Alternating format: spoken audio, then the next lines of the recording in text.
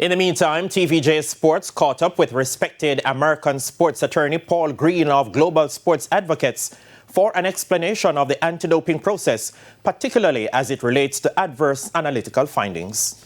The first thing that they would have to do is decide whether to test their B sample, which they have the right to do, and also to be present for the B sample opening and analysis.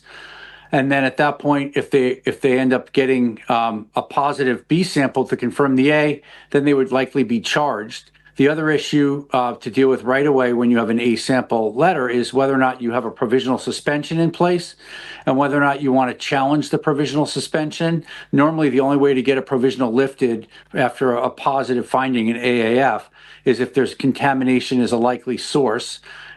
However, if it's a specified substance, which are considered less serious substances, it wouldn't necessarily be a mandatory provisional suspension.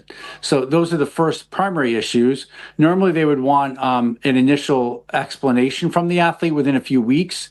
The athlete would then, have to explain where it likely came from. The point of that is to have the athlete ultimately have to have the burden to decide where it came from and explain where it came from, because without being able to explain where it came from, the athlete will get the maximum sanction. So clearly there are timelines, because as it is, the athlete gets notified, say, today.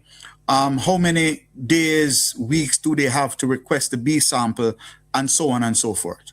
Well, that the date isn't set in stone in terms of the guidelines. It's normally within a couple of weeks, but they would put the date in the letter and say you have to request a B sample by, let's say, March 30th, and you have to request, to be there or not, or to sign a witness or whatever. You have to request a lab packet by this day. Those letters and those dates would all be in the initial letter. All right, and so they request the B sample. They have the right to be there. The B sample comes back. What from then? Well, at that point, they'll be charged within a few weeks, typically, and then the athlete will have to decide what to do. If it's a 4-year ban, they can accept 3 years right away without doing anything, and they waive their right to a hearing. With a sanction that's within the 0 to 2 year range, there's multiple ways they could potentially get it reduced as well, but they would have to almost certainly prove where it came from, the likely source. That's always the burden on the athlete in these cases, is they have to explain how it got into their system.